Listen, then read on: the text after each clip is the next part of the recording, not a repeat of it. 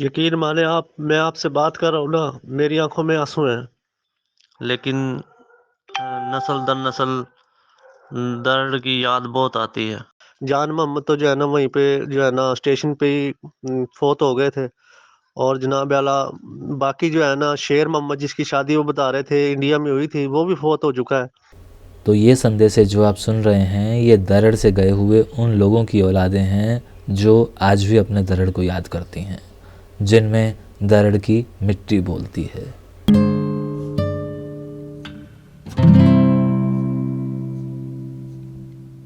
गांव दरड़ और दरड़ का वो हिस्सा जो कभी कब्रिस्तान हुआ करता था। दरड़ वाले लोग जानते होंगे कि गांव के एंड छोर पे जो अंतिम छोर होता था उस तरफ सिंगोई की तरफ जो ये रास्ता जाता है।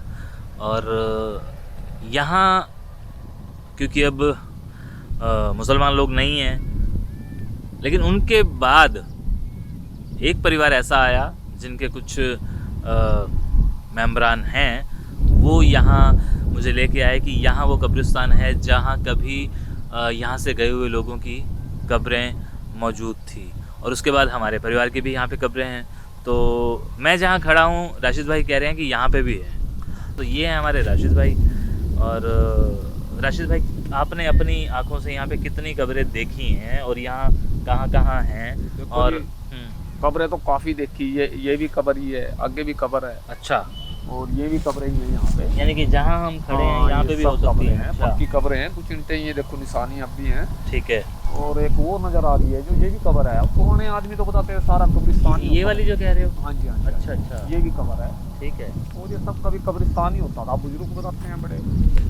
और ये तो हम आपके आगे ही हमने भी देख रहे हैं। मेरे परिवार के भी 20-25 आदमी दफन है। मेरे ताया जी हैं, मेरी वालदा मोहतरमा है, और भी कई मेरे फूफी के लड़के हैं यहाँ पे भी। 2 फूफी के लड़के हैं, वो भी यहाँ पे दफन है। ताजी कब्रें हैं। ये भी कब्र है, कोई पुरानी कब्र आज तक दबी हुई है। तो ये सब कब्रिस्तान है। कुछ गाँव के अंदर अब ये निशानियाँ नहीं रही, लेकिन कुछ गाँव के अंदर अभी भी ऐसी कुछ निशानियाँ हैं जहाँ से ये पता चलता है कि हाँ जी, उस दौर के अंदर इस गांव के अंदर मुसलमान लोग रहा करते थे। और दरड़ गांव क्योंकि करनाल में आता है, और करनाल के अंदर आप लोग जानते हैं कि कितने सारे लोग रहा करते थे। लाखों की तादाद में यहाँ से लोग रवाना हुए और लाखों की तादाद में ही यहाँ पे लोग आए। और उन्हीं में से दरड़ गांव, और दरड़ गांव के अंदर ये एक छोटा सा एरिया था। इस वीडियो का ये हिस्सा, बाकी का हिस्सा वीडियो के और पार्ट में आपको दिखाने जा रहा हूँ। मिलिट्री आई जी, फूल और बरद गांव का घेरा दे दिया। अच्छा, टिकट देना वहाँ जो से पहले पर बैठे थे ना, लेकिन 5 मिनट के अंदर गांव खाली हो जाना चाहिए। अच्छा, जिनकी रवि दूध बलोमा से वर्जी की नहीं छोड़ दी। जो से रोटी पकावा दे रोटी नहीं तो सब पे पड़िया सारा सारा वो नहीं छोड़गा।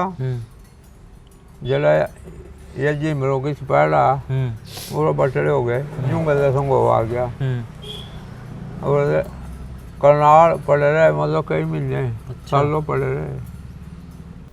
हमारे इस वीडियो को देखकर दरड़ से गए एक परिवार ने हमें वो जानकारी दी जिसे हम सोच रहे थे कि कोई तो बताएगा कि दरड़ के लोग कहाँ गए, कहाँ बैठे हैं सरहद पार, कैसे गए, क्या हुआ होगा उनके साथ। बहुत से ख्याल जहन में आते हैं। और वो जो बाबा जी ने पूरा जो बताया था ना शजरा, जो अल्फा है माड़ू है, हम सब उसी के खानदान में से हैं। और हमारे जो जान मोहम्मद तक है ना, वो कोई भी नहीं रहा, दुनिया से चले गए। जान मोहम्मद तो जो है ना वहीं पे जो है ना स्टेशन पे ही फौत हो गए थे। और जनाब आला बाकी जो है ना शेर मोहम्मद जिसकी शादी वो बता रहे थे इंडिया में हुई थी, वो भी फौत हो चुका है।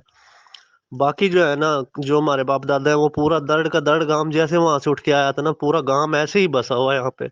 लेकिन फिर भी बहुत याद आती है। आप ये सोच लो कि हमें इतनी याद आती है तो उनको कितनी याद आती है। बल्कि मेरा ताया जी तो कहते हैं कि नहीं नहीं, हम इंडिया फिर वापस जाएंगे। और हाँ जी, जब हम पाकिस्तान, मेरे ताया आए उस वक्त उनकी उम्र तकरीबन 15-16 साल थी। और एक दो बंदे और हैं जो बुजुर्ग हैं, मसलन 15-16 साल की उम्र में यहाँ पर आए, वो अभी जिंदा हयात हैं। और खुशबाश है। अल्लाह पाक ने यहाँ बहुत कुछ दिया है और शुक्र अल्हम्दुलिल्लाह जिसके पीछे आए थे, अल्लाह पाक ने बहुत कुछ नवाज़ा है। लेकिन नस्ल दर नस्ल दर्द की याद बहुत आती है। जी, बाबा जी ने जो कहा था कि यहाँ से जाने के बाद उनका हाल-अहवाल का कोई पता नहीं है। जो मेरा बाबा था जान मोहम्मद, वो वहीं रेलवे स्टेशन पे ही जो है ना फ़ौत हो गया था, क्योंकि वहाँ काफ़ी दिन रुकना पड़ा था। उसके बाद जो है ना मेरा अब्बू, मेरा ताया और मेरे अब्बू और के पतरेर, शेरे के बच्चे और जनाब आला बाकी जो थे वो सब जो है ना पाकिस्तान आ गए। पाकिस्तान ये खानेवाल उतरे, खानेवाल उतरने के बाद ये जो है ना पास में कच्चा खूह से नवाही गाँव है 16 नाइनार, उसमें रिहाइश-पज़ीर हो गए और जो इनका रकबा वगैरह था, वो कुछ यहाँ अलाट हुआ था और कुछ जो है ना मुज़फ़्फ़रगढ़ में अलाट हुआ था। तो अभी उनमें से जो है ना मेरा ताया और मेरा अब्बू ज़िंदा हयात हैं। बाकी जो है शेर मोहम्मद की जो औलाद थी वो भी फ़ौत हो चुकी है, उसका एक ही बेटा था। अनायतुद्दीन का एक बच्चा है, एक फ़ौत हो चुका है। यकीन माने आप, मैं आपसे बात कर रहा हूँ ना, मेरी आँखों में आँसू हैं और एक खुशी-सी मिलती है जैसे आपने हमें जवाब दिया, हमसे बात की। यकीन मानो मैं इसके पास मेरे पास लफ़्ज़ नहीं है इसको कहने के लिए। बाकी मज़ीद भी अगर आप मैं खानेवाल कच्चा खूह में 16 नाइनार में रहता हूँ, पहले यहाँ बावरी लोग रहा करते थे। जो चक है ना इसका नाम अब चेंज कर दिया गया है, 16 चक हो गया, बावरी रहा करते थे और साथ में हमारे यहाँ रहमानगढ़, वहाँ पहले था हनुमानगढ़, उसका नाम था हनुमान, वहाँ हनुमान का बहुत बड़ा मंदिर था। और हमारे गाँव में भी जो है ना आपके सिखों की जो है ना इमारतें थी 17-17 फुट ऊँची, वो अभी टूटी हैं। 10-10 बंदों ने एक गाटर जो है ना नीचे उतारा है, इतने बड़े-बड़े गाटर उनमें डले हुए थे और इतने भारी। और हनुमानगढ़ में भी कोई निशानी नहीं है और यहाँ जो बावरी रहते थे ना, उन्होंने चारों तरफ से कच्ची बाउंड्री खींची हुई थी और ये बहुत बड़ी तादाद में यहाँ रहते थे। और फिर हमारे साथ में जो है ना 15 चक, समूआला और मखदूमपुर, कबीरआला, ये सब जो है ना हमारे इलाके हैं। अगर आपको किसी से या किसी को यहाँ कोई मनाज़र देखना हो या कुछ करना हो तो मुझे बताना, मैं आपको वीडियो बनाकर सेंड कर दूँगा। आज करनाल में बसा दरड़ और दरड़ के अंदर बसे वो लोग जो आज की जनरेशन है, मेरे जैसी पीढ़ी है, उन्हें शायद इस बात में कोई दिलचस्पी ना हो कि वो लोग कहाँ गए जो कभी दरड़ में रहा करते थे। लेकिन जिन बुज़ुर्गों ने 47 को देखा है, उनके जहन में आज भी गांव की कुछ पुरानी इमारतें, मस्जिद, गांव की गलियां, गांव का कब्रिस्तान, इन सब चीज़ों को देखकर उनके दिमाग में ये बात अवश्य आती है कि आखिरकार कहाँ गए वो लोग जिनकी ये हुआ करती थी। यूं तो हर आदमी सुख शांति से चुपचाप जी रहा है, लेकिन अंदर ही अंदर जब कोई उसे चीज़ याद आती है, कोई चीज़ उसे कुरेदती है, तो वो फट पड़ता है, रो पड़ता है कि मुझे मेरा गांव याद आता है। तो